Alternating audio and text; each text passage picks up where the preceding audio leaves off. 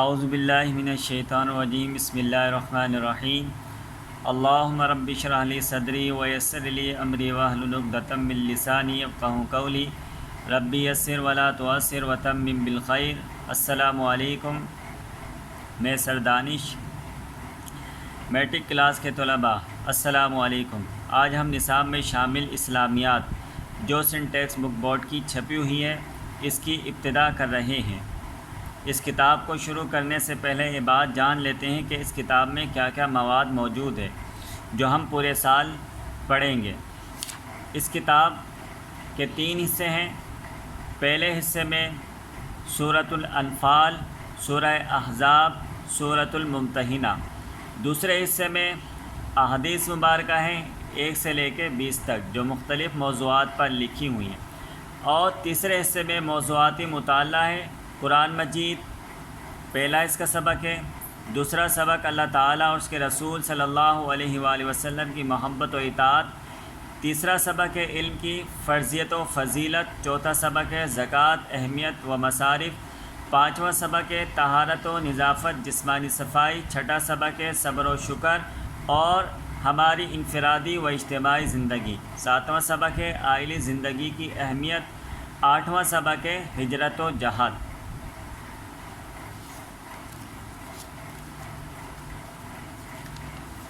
Matric class کے طلباء، مزید آگے بڑھنے سے پہلے یہ بات جان لیتے ہیں کہ پہلی ششماہی میں ہم جو چیزیں پڑھیں گے اس کتاب سے وہ ہیں سورۃ الممتحنہ، سورہ انفال اور 1 سے لے کے 10 احادیث مبارکہ اور 4 اسباق۔ آج ہم اسلامیات کی کتاب سے سورۃ الممتحنہ پڑھیں گے۔ سب سے پہلے میں اس کی عربی پڑھوں گا 1 سے لے کے 6 آیتوں تک اور اس کا ترجمہ۔ آپ تمام طلباء اس کی عربی اور ترجمہ غور سے سنیے اور اپنے تلفظ کی اصلاح کرنے کی کوشش کیجیے۔ اعوذ باللہ من الشیطان الرجیم، بسم اللہ الرحمن الرحیم، یا ایہا الذین آمنوا لا تتخذوا عدوی وعدوکم اولیاء تلقون الیہم بالمودۃ وقد کفروا بما جاءکم من الحق یخرجون الرسول وإیاکم ان تؤمنوا باللہ ربکم ان کنتم خرجتم جہادا فی سبیلی وابتغاء مرضاتی تسرون الیہم بالمودۃ وانا اعلم بما اخفیتم وما اعلنتم ومن یفعلہ منکم فقد ضل سواء السبیل ان یثقفوکم یکونوا لکم اعداء ویبسطوا الیکم ایدیہم والسنتہم بالسوء وودوا لو تکفرون لن تنفعکم ارحامکم ولا اولادکم یوم القیامة یفصل بینکم واللہ بما تعملون بصیر قد كانت لكم أسوة حسنة في إبراهيم والذين معه إذ قالوا لقومهم إنا براء منكم ومما تعبدون من دون الله كفرنا بكم وبدا بيننا وبينكم العداوة والبغضاء أبدا حتى تؤمنوا بالله وحده إلا قول إبراهيم لأبيه لا أستغفرن لك وما أملك لك من الله من شيء ربنا عليك توكلنا وإليك أنبنا وإليك المصير ربنا لا تجعلنا فتنة للذين كفروا واغفر لنا ربنا إنك أنت العزيز الحكيم لقد كان لكم فيهم أسوة حسنة لمن كان يرجو الله واليوم الآخر ومن يتولى فإن الله هو الغني الحميد صدق اللہ العظیم۔ شروع خدا کا نام لے کر جو بڑا مہربان نہایت رحم والا ہے۔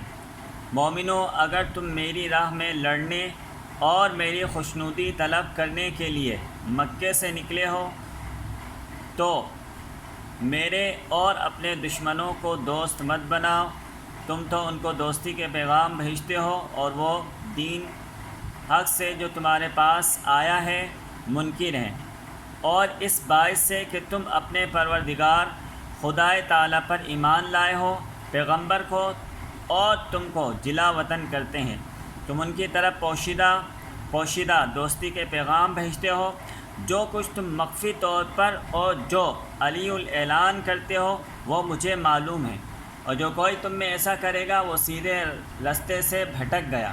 اگر یہ کافر تم پر قدرت پالیں تو تمہارے دشمن ہو جائیں اور ایذا کے لیے تم پر ہاتھ بھی چلائیں اور زبانیں بھی، اور چاہتے ہیں کہ تم کسی طرح کافر ہو جاؤ۔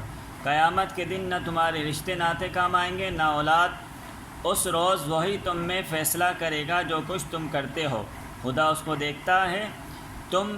تمہیں ابراہیم اور اس کے رفاق کی نیک چال چلنی ضرور ہے، جب انہوں نے اپنی قوم کے لوگوں سے کہا کہ ہم تم سے اور ان بتوں سے جن کو تم خدا کے سوا پوجتے ہو بے تعلق ہیں، اور تمہارے معبودوں کے کبھی قائل نہیں ہو سکتے، اور جب تک تم خدائے واحد پر ایمان نہ لاؤ ہم تم میں ہمیشہ کھلی عداوت اور دشمنی رہے گی۔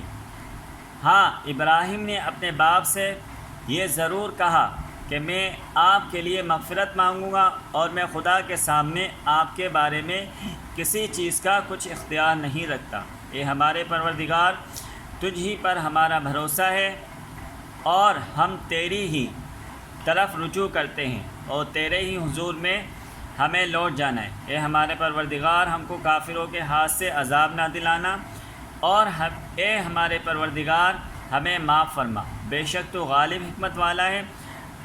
تم مسلمانوں کو، یعنی جو کوئی خدا کے سامنے جائے اور روز آخرت کے آنے کی امید رکھتا ہو، اسے ان لوگوں کی نیک چال چلنی ضرور ہے، اور جو روگردانی کرے گا تو خدا بھی بے پرواہ اور سزاوار حمد و ثنا ہے۔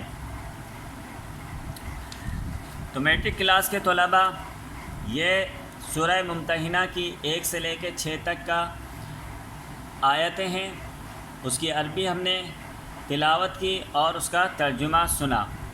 اب ہم مزید آگے بڑھنے سے پہلے سورہ ممتحنہ کا تعارف، اس کا شان نزول اور اس کا مفہوم سمجھنے کی کوشش کرتے ہیں۔ سورہ ممتحنہ میں 2 رکوع اور 13 آیات ہیں، اور سامعین کرام،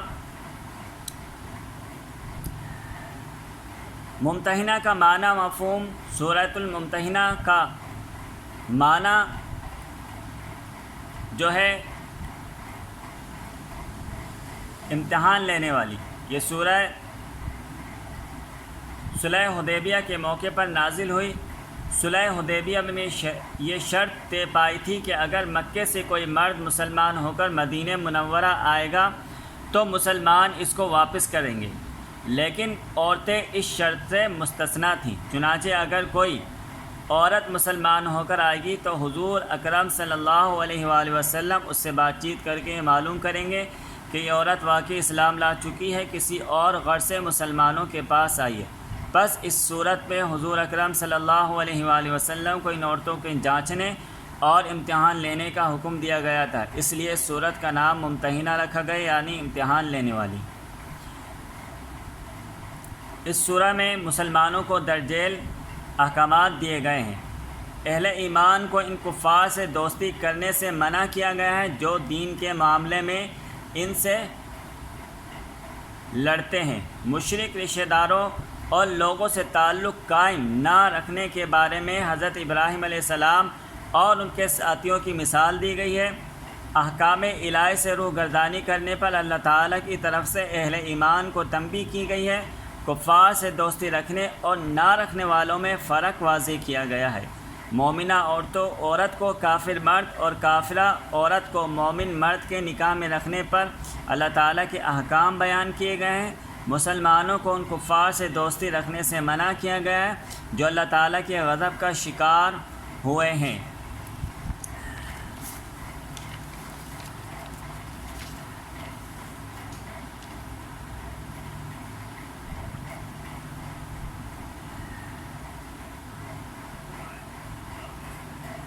میٹرک کلاس کے طلباء، آیت نمبر 1 تا 3 میں ایک واقعے کی طرف اشارہ ہے۔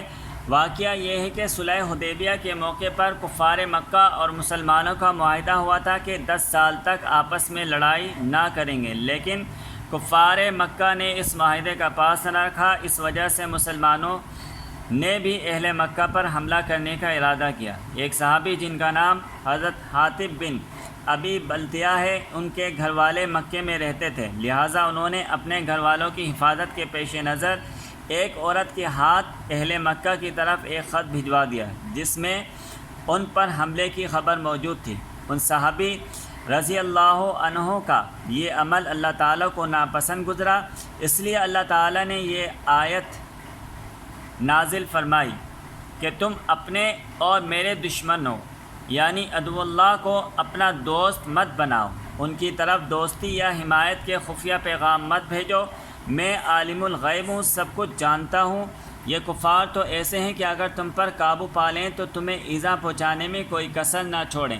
دنیا کی رشتہ داریاں دنیا میں رہ جائیں گی، روز قیامت انسان کو اللہ کے عذاب سے کوئی رشتہ دار نہیں بچا سکے گا۔ عزیز طلباء، آیت نمبر 4 تا 6 میں اللہ تعالیٰ نے مسلمانوں کو حضرت ابراہیم علیہ السلام کے اسوہ حسنہ اور طریقے سے آگاہ کیا اور اس کی پیروی کا حکم دیا ہے کہ جب حضرت ابراہیم علیہ السلام نے اپنی قوم کو دیکھا کہ وہ شرک میں مبتلا ہیں تو انہوں نے اپنی قوم کو سمجھایا، لیکن جب وہ نہ سمجھے تو اس سے اظہار بے تعلقی کیا۔ نیز جب حضرت ابراہیم علیہ السلام نے اپنے والد کو سمجھانے کی کوشش کی، لیکن جب وہ نہ سمجھے تو انہوں نے اپنے والد سے کہا کہ میں تمہارے لیے اللہ تعالیٰ سے مغفرت کی دعا کروں گا۔ ان آیت میں توکل علی اللہ کا بھی درس دیا گیا ہے۔ توکل کہتے ہیں کہ انسان کسی بھی کام کو کرنے کے لیے اپنی طرف سے پوری کوشش کرے اور پھر اس کام کا نتیجہ اللہ تعالیٰ پر چھوڑ دے۔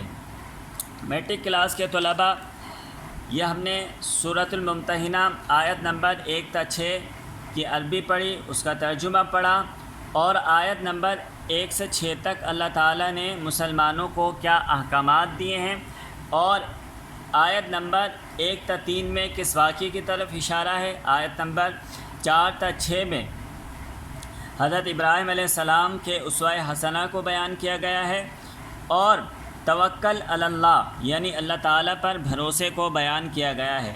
مزید آگے بڑھتے ہیں۔ اس کتاب میں پیج نمبر 78 یعنی 78ویں پیج کے اوپر کچھ الفاظ، مشکل الفاظ کے ترجمے موجود ہیں، تو وہ ترجمے آپ توجہ سے یاد کیجئے۔ تلقونا تم ڈالتے ہو، تسریونا تم چھپاتے ہو، ان یثقفوکم اگر وہ تم پر قابو پا جائیں، براء بیزار، یرجو وہ امید رکھتا ہے۔ اب مزید آگے بڑھتے ہیں۔ آیت نمبر 1 سے لے کر 6 تک کے 4 سوال دیے گئے ہیں۔ قرآن حکیم کی ان آیات کی روشنی میں اہل ایمان کا اسلام دشمن کافروں کے ساتھ کیا رویہ ہونا چاہیے، یہ آپ کو میں نے سمجھایا ہے۔ اب اس کا جواب آپ خود تلاش کیجئے۔ اور سوال نمبر 2 ہے، اس سبق میں دشمنان حق کی کن باتوں کے سبب انہیں دوست اور رازدار بنانے سے منع کیا گیا ہے۔ سوال نمبر 3 ہے، جب اہل کفر مسلمانوں پر غلبہ پا لیتے ہیں تو ان کا اہل ایمان کے ساتھ کیا سلوک ہوتا ہے۔ سوال نمبر 4 ہے، ان آیات میں حضرت ابراہیم علیہ السلام کے کس اسوہ حسنہ کی پیروی کا حکم دیا گیا ہے۔ یہ 4 سوال ہیں، اور ان 4 سوال کے جواب کے لیے آپ کو نوٹس بھی پرووائڈ کیے جائیں گے انشاءاللہ اسکول سے، اور آپ اس کی کاپی بھی آپ سے بنوائی جائے گی۔ نیکسٹ ویڈیو میں کاپی بنانے کا آپ کو طریقہ کار بتایا جائے گا کہ کس طریقے سے آپ رجسٹر کے حصے بنائیں گے، اور اس میں سورتوں کا کام کہاں پر کرنا ہے، احادیث کا کام آپ کو کس جگہ پر کرنا ہے، اور اسباق کا کام آپ کو کس جگہ پر کرنا ہے۔ یہ اگلی ویڈیو میں آپ کو طریقہ کار بتایا جائے گا۔ شکریہ، تھینک یو۔